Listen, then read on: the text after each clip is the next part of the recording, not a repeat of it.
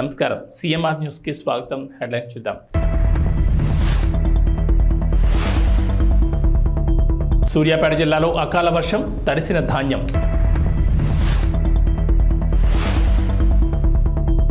ఒంటిమిట్టలో సీతారాముల కళ్యాణం. నాతో పాటు సీఎం అయ్యే అర్హత కోమటిరెడ్డికే ఉంది. రేవంత్ రెడ్డి. జనమే జనం, పోటెత్తిన అభిమాన ప్రవాహం, కిక్కిరిసిన రహదారులు, రోడ్లకు ఇరువైపులా జనం బారలు, మహిళల హారతులు, పూల వర్షాలతో కనీవిని ఎరుగని అఖండ స్వాగతం నడుమ ముఖ్యమంత్రి వైఎస్ జగన్మోహన్ రెడ్డి మేమంతా సిద్ధం బస్ యాత్ర విశాఖ నగరంలో 45 కిలోమీటర్ల మేర సాగింది. సంక్షేమ రథసారథి, పేదల పెన్నిది, తమకు మంచి చేసిన జననేతను స్వయంగా చూసేందుకు పెద్దల నుంచి పిల్లల దాకా ప్రతి ఒక్కరూ మండు టెండర్ను సైతం లెక్క చేయకుండా వెల్లువల తరలివచ్చారు. అభిమాన నేతను దగ్గర నుంచి చూడాలని, వీలైతే మాట్లాడాలని, ఒక ఫోటో తీసుకోవాలని ఉత్సాహం చూపించారు. తన కోసం వేచి చూస్తున్న అక్కా చెల్లెమ్మలను, అవ్వాతాతలను ముఖ్యమంత్రి జగన్మోహన్ రెడ్డి బస్సు దిగి ఆప్యాయంగా పలకరించారు. వారి కష్టాలు తెలుసుకుని నేనున్నానంటూ భరోసా కల్పించారు. సబ్బవరం మండలం చెన్నైపాలెం నుంచి ప్రారంభమైన బస్సు యాత్ర ఎండాడలో ముగిసింది.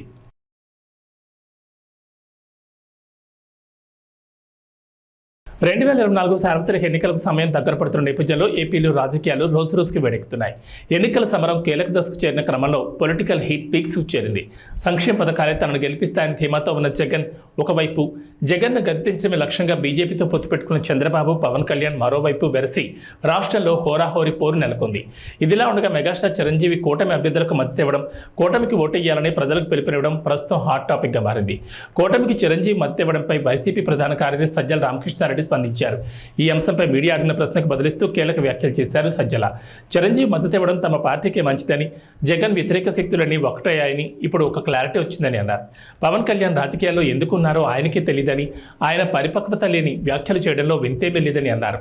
జగన్ను నేరుగా ఎదుర్కోలేకనే కూటమి కుట్రలకు పాల్పడుతోందని అన్నారు సజ్జల. ఎన్ఆర్ఐ యుఎస్ఏ స్పెసిఫిక్గా యుఎస్ విభాగానికి చెందిన ఎన్ఆర్ఐ మిత్రులు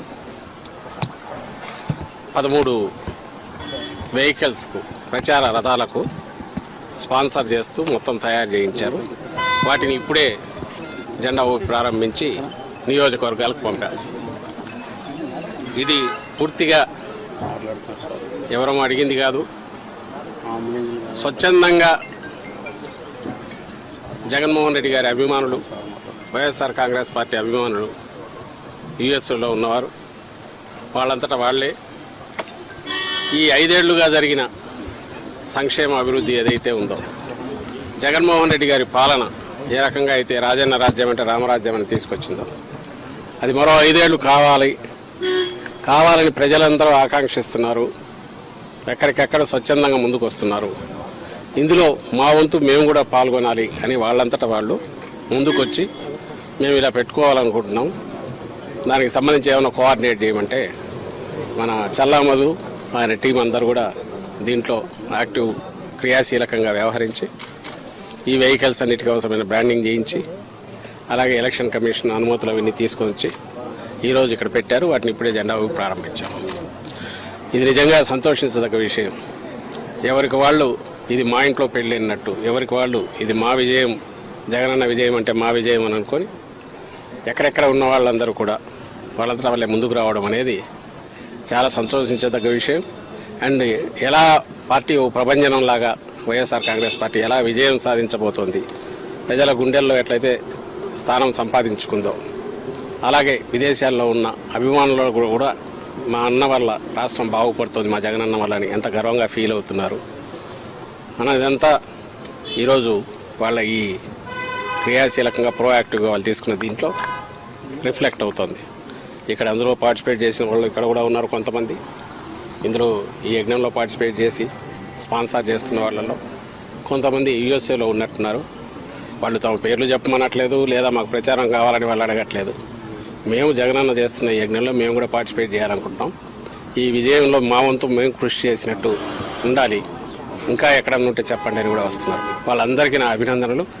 అలాగే గత వారం రోజులుగా రెయిన్బోలు పనిచేసి వీటన్నిటిని రెడీ చేసుకున్న ఇక్కడ పార్టీ కార్యకర్తలకు, అలాగే ఇక్కడ ఉన్న సభ్యులందరికీ కూడా నేను అభినందనలు తెలియజేస్తున్నా. చాలా ఉత్సాహంగా ఉంది మాకు. ఎందుకంటే చెప్తున్నా కదా, వచ్చే ఎన్నికలు 20 రోజుల్లో పూర్తి అయితే ఆ తర్వాత మరోసారి జగన్మోహన్ రెడ్డి గారు ఇంతకంటే ఇప్పటికంటే ఇంకా ఎక్కువ మెజారిటీతో ప్రభుత్వం స్థాపించబోతున్నారు, ప్రమాణ స్వీకారం కూడా చేయబోతున్నారు అనే ఊపు ఇప్పటి నుంచే కనపడుతుంది. ఈరోజు అభ్యర్థులు అడగలేదు, పార్టీ అడగకుండా వీళ్ళ ముందుకు వచ్చి చేయడంలో అది ఎక్స్ప్రెస్ అవుతుందని చెప్తూ మరోసారి అందరికీ అభినందనలు తెలియజేస్తున్నాను. ముఖ్యంగా వీటిని స్పాన్సర్ చేసిన యుఎస్ఏలో ఉన్న ఎన్ఆర్ఐ మిత్రులందరికీ కూడా అభినందనలు అండ్ కృతజ్ఞతలు కూడా తెలియజేస్తున్నారు. Thank you. సీఎం గారు దాడి ఘటన మీద ఈరోజు దుర్గారావు అనే టీడీపీ సానుభూతిని అరెస్ట్ చేశారు. మీరు మొదటి నుంచి ప్లాన్డ్ అటాక్ అని మీరు మొదటి నుంచి చెప్తున్నారు, ఈరోజు వాళ్ళని అరెస్ట్ చేశారు. ప్రీ ప్లాన్డ్ అటాకే. ఇప్పుడు ప్రీ ప్లాన్డ్ అటాక్ అనే దానికి రీజన్ కూడా చెప్పాము. ఎందుకు చెప్పామంటే జరిగిన పద్ధతి కానీ ఆ ఫోర్స్ ఎంత ఫోర్స్ఫుల్గా వచ్చింది అనేది కానీ అది ఇద్దరికి తగిలి కూడా అంతే ఫోర్స్ఫుల్గా తగలడం అంటే ఇట్ ఈజ్ నాట్ ఎవరో ఆకతాయి చేసిందో ఊరక గాల్లోకి విసిరిందో ఇచ్చేసిందా కాదనేది అక్కడ క్లియర్గా అర్థమవుతుంది. గురిపెట్టి కొట్టారు, అదృష్టవశాత్తు తప్పింది, మా అదృష్టవశాత్తు అది తప్పింది. అక్కడికి ఈయనకు తగిలి రెండవది వెల్లంపల్లి శ్రీనివాస్ కూడా తగిలింది. ఆయన కన్నుకు తగిలింది నేరుగా. ఆయనకే అంత ఫోర్స్ఫుల్గా తగిలింది అంటే జగన్మోహన్ రెడ్డి గారికి ఇంకా ఎంత గట్టిగా తగిలి ఉంటుంది. అది కొంచెం కింద అయితే ఏమయ్యేది, ఇది మేము ఎక్స్ప్రెస్ చేసింది. మేము ఎక్స్ప్రెస్ చేయడానికి ఒక సాలిడ్ రీజన్ ఉంది. అయితే దీని మీద వాళ్ళు టీడీపీ కానీ అలాగే పవన్ కళ్యాణ్ గారికి బ్యాచ్ కానీ వీళ్ళు అంటున్న మాటలు ఇదంతా డ్రామా అని అంటున్నారు. మళ్ళీ చెప్పాము, మళ్ళీ చెప్తున్నాను, ఇదే డ్రామా వాళ్ళని ఆడమని చెప్పండి. నిజంగా దూరం నుంచి రాయి పెట్టి కొట్టించుకోమండి ఎట్లుంటుందో. ఎవడైనా సరే అక్కడ నుంచి రాయి పెట్టి కొట్టించుకోవడము ఇంకోటి చేయడం అనేది సాధ్యమా? సెకండ్ థింగ్, ఆ కాన్స్టిట్యున్సీకి సంబంధించిన బోండావమో ఎవరో టార్గెట్గా మూవ్ అవుతున్నారు, ఆయన ఇరికించాలని చూస్తున్నారు అంటారు. ఇరికించాలని చూడడం ఇది. రేపు ఎవడైనా సరే హత్య చేసిన వాడైనా నన్ను హత్య దీంట్లో ఇరికించాలనుకుంటున్నారంటే ఎట్లా కుదురుతుంది? మేము there is a reason, valid reason to doubt. దాని మీద ఇన్వెస్టిగేషన్లో తేలినప్పుడు దీని వెనక ఏదైనా కుట్ర ఉంది, కొట్టినవాడు ఎవరు, దాని వెనక కుట్ర ఉంది. ఆ కుట్ర ఉంది నేను ఎందుకు అనుకుంటున్నామంటే అది సాహసం. ముఖ్యమంత్రి గారి మీద గురిపెట్టి ఒక వెపన్తోనో ఇంకో రకంగానో లేదా గట్టిగా తగిలే రకంగా సాహసం ఎవరు చేయగలరు? వెనక ఎవరెవరన్నా ఉండాలి, లేదా వెనక వాళ్ళు రెచ్చగొట్టిన దానివల్ల రెచ్చిపోయినా ఉండాలి. ఇందులో ఎంతవరకు ఆ వెనక ఉన్న వాళ్ళ పాత్ర ఉంది అనేది కూడా ఇన్వెస్టిగేషన్తో దాని ప్రకారం మూవ్ అవుతారు. ఇందులో ఒక నిరికించేది ఏముండదు. వాళ్ళు చేసి ఉంటే దొరుకుతారు, దొరికితే చట్టం పని తను చేసుకుపోతుంది, లేదు అనుకుంటే అక్కడికి ఆగుతుంది. కానీ ఒకటి ఖాయంగా కనపడేది ఏంటంటే ఇది ఒక పథకం ప్రకారం జరిగింది అనేది మేము ఏదన్నామో అది రుజువు అవుతుంది. అలా అనడానికి కూడా వ్యాలిడ్ రీజన్ మననే చెప్పాం. అలాగే మళ్ళీ చెప్తున్నాం, ఒకవేళ ఇది ఎవరైనా డ్రామాలు అనుకుంటే ఆ రోజు కత్తితో 19లో జరిగిందైనా ఈరోజు రాయితో తగిలిందైనా ఆ డ్రామా ఏదో వాళ్ళని ఎనాక్ట్ చేసి చూపమంటున్నాం. ఒకవేళ వాళ్లకు కావాలంటే దూరం నుంచి ఒకటి వేయించుకొని రాయి ఎక్కడ తగులుతుందో ఆ సాహసం చేయమనండి. తలకాయ ఉండేవాడు ఎవడైనా డ్రామాలు వేసేవాడు అర్థం చేయించుకుంటాడా? ఏమన్నా దానికి వాళ్ళే ఆన్సర్ ఇవ్వాలి. ఈరోజు కూడా అదే మాట్లాడుతున్నారు. వాళ్ళంతటా వాళ్ళే 2 స్టోరీలు రాస్తున్నారు. వాళ్ళంతటా వాళ్ళే మేము ముందే చెప్పినట్టుగా ఇరికించాలని చూస్తున్నారని.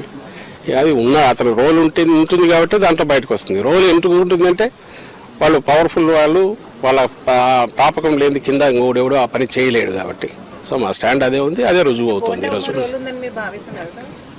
అది బోండా ఉమా, లేదంటే ఆయనకంటే పై వాళ్ళు ఉన్నారా, లేదంటే ఆయన కింద వాళ్ళు ఆయన ఆశీస్సులతో చేయించారా, ఎవరు ఉందనేది ఇన్వెస్టిగేషన్లో తేలాలి. మేము చెప్పగలిగింది ఆ incident pre planned, pre meditated attack అనడానికి కావాల్సిన ఆధారాలు ఉన్నాయి. అది ప్రీ ప్లాన్డా ప్రీ మెడిటేటెడ్ అనే ఆధారాలు ఉన్నప్పుడు దానికి తగిన మోటివ్ ఎవరికి ఉంటుంది అనుకున్నప్పుడు పలానా వాళ్ళు ఉండొచ్చు అని భావించినాము. వాళ్ళు కాక ఇంకోరు ఎవరైనా ఉండొచ్చా, అంతకంటే చంద్రబాబు నాయుడు కంటే ఇంకా పైన ఎవరైనా ఉన్నారా, లేదంటే చంద్రబాబు నాయుడు కంటే కింద వాళ్ళు అనుకున్నారా, ఇవన్నీ ఇన్వెస్టిగేషన్లో తేలాల్సినవి. ఏం జరిగింది దాడి, అది హత్యాయత్నం. దానికి సంబంధించి ఎవరు బాధ్యులో వాళ్ళు పట్టుకునే ప్రయత్నం చేస్తే బాగుంటుందని కంప్లైంట్ ఇచ్చారు, వాళ్ళు ప్రయత్నం చేస్తున్నారు. ఇప్పుడు అక్కడ ఎవరెవరో బయటకు వచ్చినప్పుడు ప్రతి ఒక్కరిని మీరు ఇరికించాలని చూస్తున్నారంటే అది సాధ్యమే. ఎవరైనా తప్పు చేసినాడు నన్ను ఇరికించాలని చూస్తున్నారంటే ఎంత దాంట్లో రేషనల్ ఉంటుందో, హేతు పద్ధతి ఉంటుందో, దీనికి అంతే ఉంటుంది. ఏమున్నాయి, మోడల్ కోడ్ అప్లై అవుతుంది అన్నారు. సో ఆ మోడల్ కోడ్ ప్రకారం ఏది అప్లై అయితే అది అవుతుంది, అంతే కదా. మంత్రులకు ఏది అప్లై అయితే క్యాబినెట్ ర్యాంక్ ఉన్న వాళ్ళకి అదే సూర్యాపేట జిల్లా పాలకవీడి మండలం శూన్యపహాడ్ ఐకేపీ కేంద్రంలో దొడ్డు ధాన్యాన్ని కొనుగోలు చేయాలని రైతులు ధర్నా చేపట్టారు. 5 రోజుల నుంచి కొనుగోలు కేంద్రాల వద్దకు లారీలు రాకపోవడంతో వర్షం దెబ్బకు ధాన్యం తడిసిపోతున్నాయని కర్షకులు ఆవేదన వ్యక్తం చేస్తున్నారు. బస్తాకి అడుగు భాగాన ఉన్న ధాన్యం మొలకలొస్తున్నాయని ఆందోళన చెందుతున్నారు. అధికారులు స్పందించి త్వరితగతిన మిల్లులకు తరలించాలని కోరుతున్నారు. నల్గొండ జిల్లాలో పలు ఐకేపీ కొనుగోలు కేంద్రాల వద్ద ధాన్యాన్ని మిల్లులకు తరలించాలంటే లారీ డ్రైవర్లు బస్తాకు ₹2 చొప్పున డబ్బులు డిమాండ్ చేస్తున్నారని రైతన్నలు ఆరోపిస్తున్నారు. కొన్ని చోట్ల ఈదురుగాలుల ప్రభావానికి ధాన్యం రాసులపై కప్పిన పట్టాలు సైతం కొట్టుకుపోవడంతో ధాన్యం తడిసి మొలకలొస్తున్నాయి. పండించిన పంటను మార్కెట్లో విక్రయించాలంటే అన్నదాతకు సవాల్గా మారింది.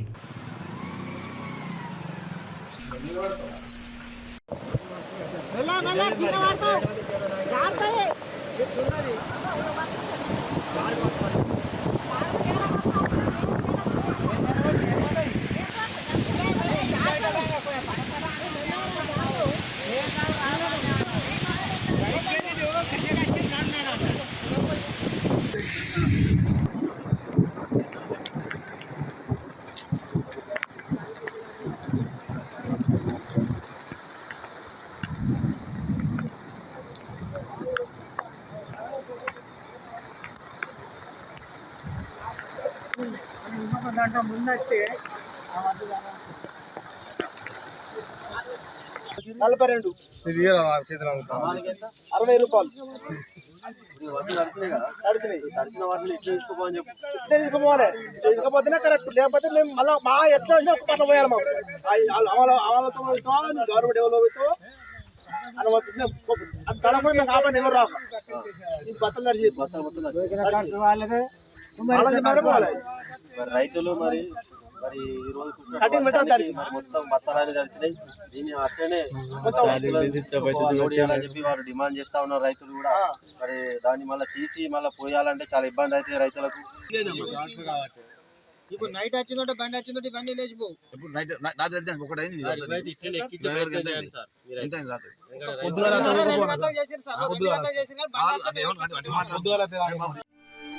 స్థానిక ఎమ్మెల్యే దుర్గం చిన్న చూడిగో నువ్వు వచ్చి 3 రోజులు 4 రోజులు అది ఓపెన్ చేసిపోయినావు. కనీసం ఇక్కడ రైతులకు వీళ్ళకు తార్పత్రి లేవు. మరి అదేవిధంగా మరి స్థానిక ఉన్నటువంటి సర్పంచులు కానీ ఎంపీలు కానీ ఎవరు వచ్చి ఇక్కడ రైతులను మరి భరోసించలేదు ఇప్పటి వరకు కూడా. మరి 2 రోజుల వర్షాలు కురుస్తూ ఉన్నాయి. మరి వడ్లు మొత్తం ముద్దయినాయి. దీనికి రైతులకు మీరు నష్టపరిహారం ఎకరానికి ₹20 ఇవ్వాలని చెప్పి మేము భారతీయ జనతా పార్టీ డిమాండ్ చేస్తూ ఉన్నా. మరి అదేవిధంగా ఇంకా 3 రోజుల దాకా ఫుల్ వర్షాలు ఉన్నాయి. కనీసం ఇక్కడ ఉన్నటువంటి స్థానికులు కానీ రైతులను ఇంత ఘోరంగా మీరు చేయడం సరికాదు. మీరు వెంటనే స్పందించి ఇప్పటికైనా కూడా రైతులను మీరు ఆదుకోవాలని చెప్పి మేము డిమాండ్ చేస్తూ ఉన్నాం. మరి ఎందుకంటే ఇంకా 2-3 రోజులకు అకాల వర్షాలు బాగా ఉన్నాయి. మరి రైతులు ఈ ముద్దైనటువంటి మీరు వెంటనే స్పందించి ఈ 2-3 రోజులు ఖాళీ చేయాలని చెప్పి మేము డిమాండ్ చేస్తూ ఉన్నాం. పొన్నమి వెలుగుల్లో కోదండరాముడి కళ్యాణం నిర్వహించనున్నారు. సాయంత్రం 6:30 నుంచి రాత్రి 8:30 వరకు పౌర్ణమి రోజున పండు వెన్నెల్లో రాములోరి కళ్యాణోత్సవం జరగనుంది. ఒంటిమిట్ట కోదండరామస్వామి ఆలయంలో నవమి బ్రహ్మోత్సవాలు అంగరంగ వైభవంగా సాగుతుండగా అందులో భాగంగా చైత్ర పౌర్ణమి రోజు రాత్రి స్వామివారికి కళ్యాణం జరిపించడం ఒంటిమిట్టలో ఆనవాయితీగా వస్తోంది. ఈ నేపథ్యంలో జరిగే కళ్యాణం కోసం ఒంటిమిట్ట సర్వాంగ సుందరంగా ముస్తాబైంది. ఇక ఒంటిమిట్ట ఆలయం కడప నుంచి తిరుపతి వైపు వెళ్లే రహదారికి పక్కనే ఉండడంతో కళ్యాణోత్సవం దృష్ట్యా ఆ ప్రాంతంలో ట్రాఫిక్ దారి మళ్లించారు. ఒంటిమిట్ట కోదండరాముడి కళ్యాణోత్సవం సందర్భంగా కడప తిరుపతి మధ్య భారీ వాహనాలు దారి మళ్లించారు. శ్రీలంకలోని ఉవాఫ్ రామెన్స్లో మోటార్ రేస్ జరుగుతున్నప్పుడు కారు అదుపు తప్పి కింద పడడంతో కనీసం 7 మరణించారు. మరో 23 మంది తీవ్రంగా గాయపడ్డారు. ఆదివారం దీతాలావా పట్టణంలోని ఫాక్స్ హిల్ సూపర్ క్రాస్ ఈవెంట్లో ఈ ఘటన చోటు చేసుకుంది. మృతుల్లో 8 ఏళ్ల బాలుడు, 4 ట్రాక్ అసిస్టెంట్లు ఉన్నారని పోలీస్ అధికార ప్రతినిధి నిహాల్ తల్దువా తెలిపారు. ది డైలీ మిర్రర్ షేర్ చేసిన సోషల్ మీడియాలో ఒక వీడియో అస్తవ్యస్తమైన దృశ్యాన్ని సంగ్రహించింది. ఎర్రటి కారు గుంపుతో ఢీకొనడానికి ముందు ప్రమాదాన్ని తగ్గించడానికి ట్రాక్ మార్షల్ సిగ్నలింగ్ చేయడం చూపిస్తోంది. ఫలితంగా భయంకరమైన అరుపులు వినిపించాయి.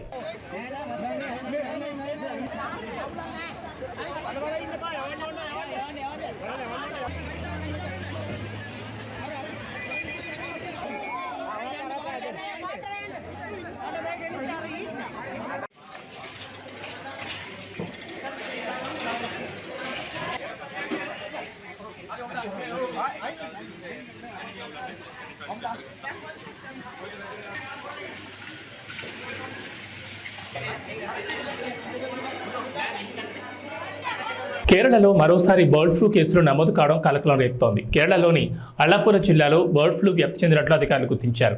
2 గ్రామాల్లో బర్డ్ ఫ్లూ లక్షణాలతో ఉన్న బాతుల నమూనాలను పరీక్షల నిమిత్తం భోపాల్లోని ల్యాబ్కు పంపగా వ్యాధి నిర్ధారణైంది. శాంపిల్స్లో ఏవియన్ ఇన్ఫ్లుయెంజా ఉందని నిర్ధారించారు. దీంతో అప్రమత్తమైన జిల్లాధికారులు ఆయా గ్రామాల్లోని 2 లక్షల కోళ్లు బాతులను చంపి పూడ్చిపెట్టారు. కేరళలో బర్డ్ ఫ్లూ వ్యాప్తి చెందడంతో అలర్ట్ అయింది తమిళనాడు ప్రభుత్వం. కేరళ సరిహద్దుల్లోని చెక్పోస్టుల వద్ద నిఘా పెంచింది. తమిళనాడు కేరళ సరిహద్దుల్లో విస్తృత తనిఖీలు చేపట్టారు అధికారులు. ఉండవల్లిలో నివాసంలో పార్లమెంటు శాసనసభకు పోటీ చేసే అభ్యర్థులకు చంద్రబాబులు బీఫారాలు అందజేశారు. అనంతరం అభ్యర్థులతో ప్రతిజ్ఞ చేయించారు. బీఫామ్లు తీసుకున్న ప్రతి ఒక్కరూ గెలిచి చట్టసభలో అడుగుపెట్టాలని స్పష్టం చేశారు. ప్రజలు కార్యకర్తల అభిష్టం మేరకే అభ్యర్థులు ఎంపిక జరిగిందన్నారు. రాక్షసులతో యుద్ధం చేస్తున్నదన్న ప్రతి ఒక్కరూ సంకల్పంతో ముందుకెళ్లారని తెలుగుదేశం అధినేత చంద్రబాబు అభ్యర్థులకు దిశానిర్దేశం చేశారు. రాష్ట్రానికి జగన్మోహన్ రెడ్డి ఏం చేశాడో చెప్పుకోలేక డ్రామాలు తెరతీస్తున్నారని విమర్శించారు.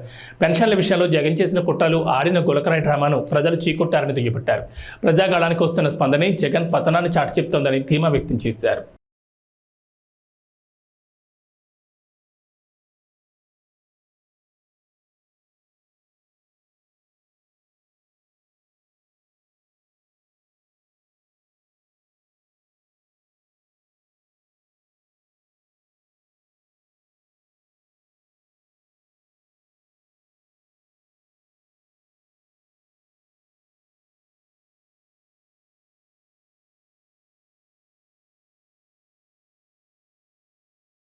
ప్రపంచం తలకిందులైన రుణమాఫీని ఆపబోమని ఆగస్టు 15 లోపు రైతులకు రుణమాఫీ చేసి తీరుతామని ముఖ్యమంత్రి రేవంత్ రెడ్డి హామీ ఇచ్చారు.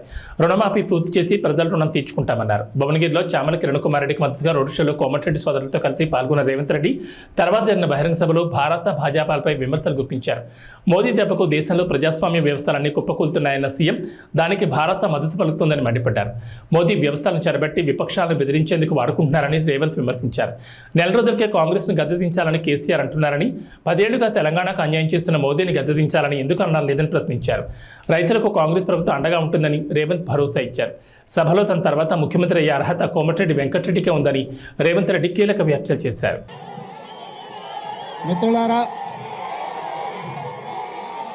మీరు ఒక్క 10 నిమిషాలు నిశ్శబ్దంగా సావధానంగా వింటే మనం చాలా విషయాలు మాట్లాడుకోవాల్సిన అవసరం ఉంది. మన భువనగిరి, మన నల్గొండ జిల్లా భవిష్యత్తు ప్రణాళికలను మనం మాట్లాడుకునే నిర్ణయం తీసుకోవాల్సిన అవసరం ఉన్నది. మిత్రులారా, 15 నిమిషాలు సావధానంగా వినాల్సిందిగా మిత్రులను కోరుకుంటూ, నల్గొండ జిల్లా అన్నా, భువనగిరి ప్రాంతం అన్నా, సర్దారు సర్వాయి పాపన్న గౌడు మొట్టమొదట గుర్తొస్తాడు. దొడ్డి కొమరయ్య గుర్తొస్తాడు. చాకలి ఐలమ్మ గుర్తొస్తుంది. రావి నారాయణ రెడ్డి గుర్తొస్తాడు. బద్దం నరసింహారెడ్డి గుర్తొస్తాడు. మల్లు స్వరాజ్యం గుర్తొస్తుంది. ఆరుట్ల రామచంద్రారెడ్డి గుర్తొస్తాడు. ఆరుట్ల కమలాదేవి గుర్తొస్తుంది. ధర్మ భిక్షం గుర్తొస్తాడు. కొండా లక్ష్మణ్ బాపూజీ గుర్తొస్తాడు. ఆనాడు సోదరిమణి బెల్లి లలిత గుర్తొస్తుంది. భువనగిరి గడ్డ అంటే గుత్పల సంఘం పెట్టిన దొడ్డి కొమరయ్యను ఈ ప్రాంతం ఎప్పటికీ మరవదు. మిత్రులారా, ఇవాళ నేను మీతోని మనసు విప్పి మాట్లాడదలుచుకున్నా. ఈ తెలంగాణ రాష్ట్రం ఆనాడు హైదరాబాదు సంస్థానం ఆదిలాబాదు జిల్లాలో కొమరం భీం రామ్జీ గోండు జల్ జమీన్ జంగల్ అని భూమి కోసం, భుక్తి కోసం, విముక్తి కోసం వాళ్ళు మొదలుపెట్టిన పోరాటం ఈ నల్లగొండ గడ్డ మీద మా ఎర్రజెండా సోదరులు సాయుధ రైతాంగ పోరాటం మొదలుపెట్టి నిజాంల నుంచి, రజాకర్ల నుంచి హైదరాబాదు సంస్థానానికి విముక్తి కలిగించారు. ఈ గడ్డ పోరాటాలకు స్ఫూర్తి. ఈ గడ్డ బానిసతత్వానికి అడ్డంగా నిలబడి నీ బాంచం దొర అనే విధానాన్ని స్వస్తి పలికి ఈ ప్రాంతాన్ని దొరల గడీల నుంచి బంధ విముక్తుల్ని చేసింది ఈ ప్రాంతం. మరి ఇవాళ కుంభం అనిల్ రెడ్డి అధ్యక్షతన చామల కిరణ్ రెడ్డి పార్లమెంట్ నామినేషన్కి నాతో పాటు పెద్దలు కోమటిరెడ్డి వెంకటరెడ్డి గారు, కోమటిరెడ్డి రాజగోపాల్ రెడ్డి గారు, వేముల వీరేశం గారు, మందుల సామెల్ గారు, సోదరుడు మల్రెడ్డి రంగారెడ్డి గారు, కొమ్మూరు ప్రతాప్ రెడ్డి గారు, అదేవిధంగా జిల్లా పార్టీ అధ్యక్షులు, మండల పార్టీ అధ్యక్షులు, గ్రామ శాఖ అధ్యక్షులు, కాంగ్రెస్ పార్టీ కార్యకర్తలతో పాటు పెద్దలు, సిపిఐ నాయకులు, మల్లా పల్లా వెంకటరెడ్డి గారు, అదేవిధంగా చెప్తాను జర్రాగు, మీ అందరినీ ఉదయం నుంచి ఉత్సాహపరిచి మీలో ఒకటిగా ఉన్న బీర్ల ఐలయ్య గారు, కుంభం అనిల్ రెడ్డి గారు ఇంత పెద్ద కార్యక్రమాన్ని ఏర్పాటు చేసి భువనగిరి కోట కాంగ్రెస్ కంచుకోట నిరూపించినందుకు మీకందరికీ మనస్ఫూర్తిగా అభినందనలు. మిత్రులారా, ఇవాళ మీరు ఆలోచన చేయండి, పోటీలో నిలబడ్డ అభ్యర్థులు ఎవరు, వాళ్ళ గుణగణాలేంది, వాళ్ళు గతంలో ఎక్కడుండిరి, ఎట్లుండిరి, ఎన్నికల్లో గెలిస్తే వాళ్ళు చేసింది ఏంది ఒక్కసారి ఆలోచన చేయండి. 2009లో ఎట్లయితే ఆనాడు యువకుడుగా మీ అభిమాన నాయకుడిగా ఎదిగి 2009లో భువనగిరి పార్లమెంటు నుంచి మిత్రుడు రాజగోపాల్ రెడ్డి గారిని మీరు గెలిపిస్తే మీ ఆశీర్వాదం తీసుకొని మీరండగా నిలబడితే ఢిల్లీ దద్దరిల్లేలా తెలంగాణ నినాదాన్ని వినిపించి పార్లమెంటును స్తంభింపజేసి సహచర పార్లమెంటు సభ్యులందరినీ కూడా తీసుకొని 2014లో తెలంగాణ రాష్ట్రాన్ని సాధించుకొని మీ గడ్డ మీద కాలు పెట్టిండు మీ బిడ్డ కోమటిరెడ్డి రాజగోపాల్ రెడ్డి. అఫిడవిట్లో పేర్కొన్న అప్పులపై షర్మిల ఆసక్తికర వ్యాఖ్యలు చేశారు. జగన్ తనకు 82 కోట్లు అప్పిచ్చారని అఫిడవిట్లో చూపించారని, తనకు రావాల్సిన వాటాను అప్పిచ్చినట్లు చూపించడం దారుణమన్నారు. ఆస్తిలో వాటా పొందేందుకు ఆడబిడ్డకు హక్కు ఉంటుందని, కొందరు చెల్లెలకు కొత్తరు ఇచ్చి అది కూడా అప్పిచ్చినట్లు చూపిస్తారని విమర్శించారు. న్యాయ రాజధాని పేరుతో కర్నూలు ప్రజలను వంచారని ఏపీ పిసిసి అధ్యక్షురాలు వైఎస్ షర్మిల ఆగ్రహం వ్యక్తం చేశారు. న్యాయయాత్ర పర్యటనలో భాగంగా కర్నూలులో పర్యటించిన ఆమె కర్నూలును స్మార్ట్ సిటీ చేస్తామని చెప్పి కనీసం మంచినీళ్ళు కూడా ఇవ్వలేదని దుయ్యబట్టారు. వైకాపా 5 ఏళ్ల పాలనలో ఒక్క ప్రాజెక్టు సైతం పూర్తి చేయలేదని మండిపడ్డారు. గుండ్రేవల ప్రాజెక్టు పూర్తయింటే కర్నూలు వాసులకు నీళ్లు వచ్చేవని షర్మిల అన్నారు.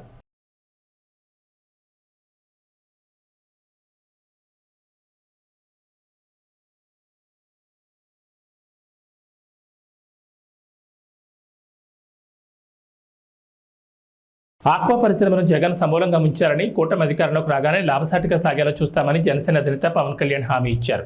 కేంద్రం సహకారం లేకపోతే రాష్ట్రాభివృద్ధి అసాధ్యమన్నారు. వైకాపా నేతలకు డబ్బులు ఎక్కువైపోయి అహంకారంతో మాట్లాడుతున్నారని మండిపడ్డారు. చిరంజీవి కూటమి నేతలకు మద్దతు ప్రకటించగానే సజ్జల రామకృష్ణారెడ్డి ఎంతమంది కలిసినా లెక్కలేదంటున్నారని మండిపడ్డారు. పశ్చిమ గోదావరి జిల్లా నరసాపురంలో వారాహ విజయబేరి బహిరంగ సభలో పవన్ పాల్గొన్నారు. నదులు అనుసంధానం చేసి ఆంధ్రప్రదేశ్లో వలసలు పస్తులు లేకుండా చేయడమే ఎన్డీఏ కూటమి లక్ష్యమని పవన్ కళ్యాణ్ స్పష్టం చేశారు. కేంద్ర మద్దతు లేకుండా ఏపీ అభివృద్ధి సాధ్యం కాదన్నారు. ప్రజల భవిష్యత్తు కోసమే కూటమి నిలబడిందని గుర్తు చేశారు.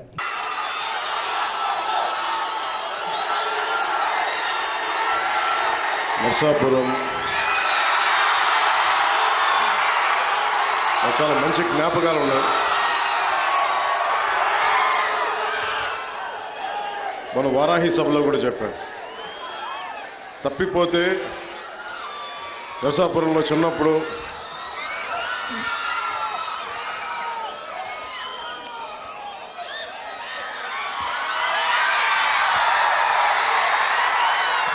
ఒంగోలు నుంచి మొగల్తూరు వెళ్ళడానికి ఇక్కడ బస్ స్టాండ్లో అయితే తప్పిపోయా. తిరిగి ఎవరో ఇక్కడ పాపం చిన్న కొట్టు దగ్గర కూర్చోబెట్టి నన్ను మా నాన్న వచ్చే వరకు వెయిట్ చేసి తిరిగి మొగల్తూరు పంపించారు. ఎప్పుడు కూడా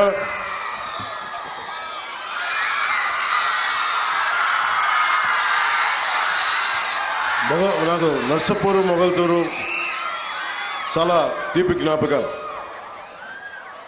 పోయిన సంవత్సరం పోయిన ఎన్నికల్లో 2019 ఎన్నికల్లో ఇక్కడే మన నర్సపురంలో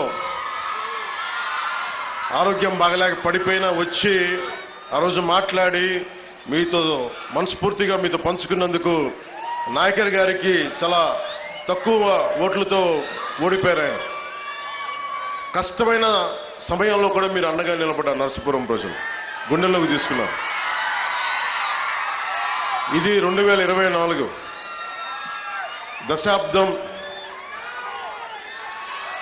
దశాబ్దం కష్టాల మధ్య పెరిగింది పార్టీ, జనసేన పార్టీ. చాలా ఒడిదుడుకులు ఎదుర్కొని వైఎస్ జగన్ లాగా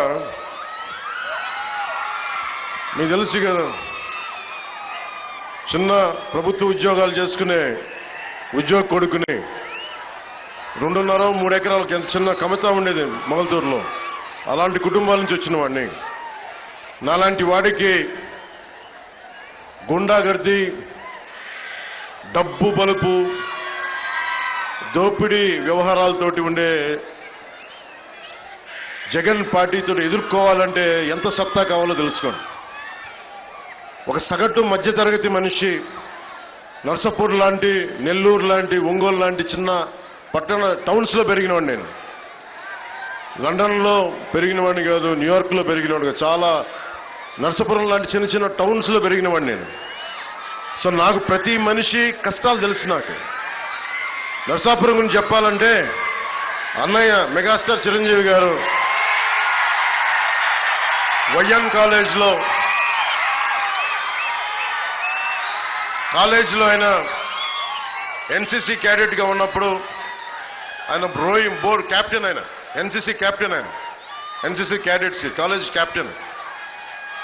ఆయన నర్సాపురంలో బోట్లు నడిపిన ఫోటోలు, ఇందిరాగాంధీ గారి ముందు నేవల్ మన ఎన్సీసీ పెరేడ్ అప్పుడు ఆయన ఆంధ్రప్రదేశ్ని ఆ రోజున రిప్రజెంట్ చేశారు, ఎన్సీసీ క్యాడెట్స్ గ్రూప్ని ఆ రోజున.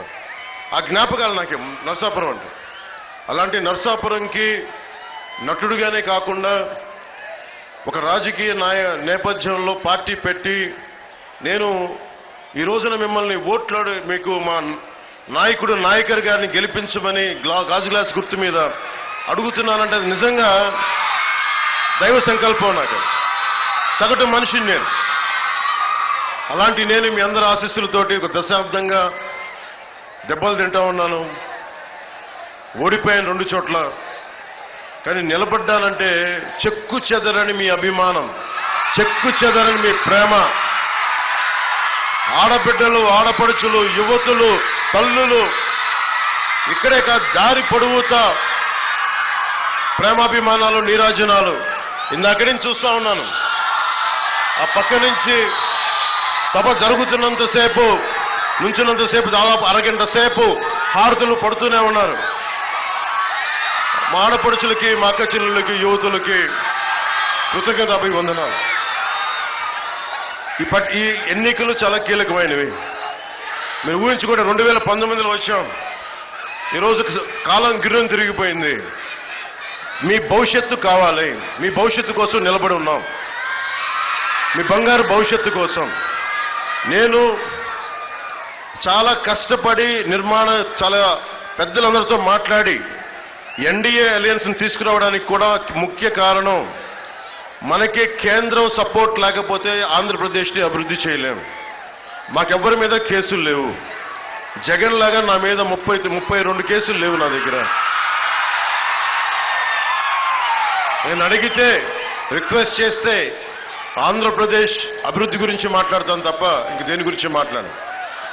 అలయన్స్ కూడా అమిత్ షా గారిని, ప్రధానమంత్రి గారిని, మిగతా నడ్డా గారిని, అందరి నాయకులు ఒకటి అడిగాను. 5 కోట్ల మంది ఆంధ్రప్రదేశ్ ప్రజల భవిష్యత్తు మీరు నిలబడాలి. మీరు మమ్మల్ని నమ్ముకొనున్నారు ప్రజలు. మీ ఆశీస్సులు కావాలంటే చాలా పెద్ద మనసుతోటి వచ్చి ఈరోజు నిలబడ్డాను. కాంగ్రెస్ పై చేస్తే చూస్తూ ఊరుకోవడానికి తాను జైపాల్ రెడ్డి జానారెడ్డిని కాదని తమ ప్రభుత్వం జోలికి వస్తే మాడి మసైపోతారని ముఖ్యమంత్రి రేవంత్ రెడ్డి హెచ్చరించారు. డిసెంబర్లో కేసీఆర్ని గద్దించామని ఇక మోదీని దించే సమయం వచ్చిందన్నారు. మెదక్లో కాంగ్రెస్ అభ్యర్థి నామినేషన్ ర్యాలీలో పాల్గొన్న సీఎం నియోజకవర్గంలో నాడు ఇందిరాగాంధీ గెలుపు చేసిన అభివృద్ధిని వివరించారు. రుణమాఫీ చేయడమే కాకుండా రైతులకు బోనస్ ఇచ్చి తీరుతామని పునరుద్ఘాటించారు. మెదక్ పట్టణంలో కాంగ్రెస్ పార్టీ అభ్యర్థి నీలం మధు ముదిరాజు నామినేషన్ ప్రక్రియ మెదక్ శాసనసభ్యుడు యువమిత్రుడు రోహిత్ అధ్యక్షతన ఏర్పాటు చేసిన ఈ భారీ బహిరంగ సభలో ముఖ్య అతిథులుగా పెద్దలు మా అన్న దామోదర్ రాజ నరసింహ గారు, మా సోదరిమణి కొండ సురేఖ గారు, మా మిత్రుడు పొంగులేటి శ్రీనివాసరెడ్డి గారు, మీ అందరి అభిమాన నాయకుడు జగ్గారెడ్డి గారు, మా మిత్రుడు నాకు అత్యంత సన్నిహితుడు మైనంపల్లి హనుమంతరావు గారు, దుబ్బాక నుంచి చెరుకు శ్రీనివాసరెడ్డి గారు. బులెటిన్ విశేషాలు. నమస్కారం.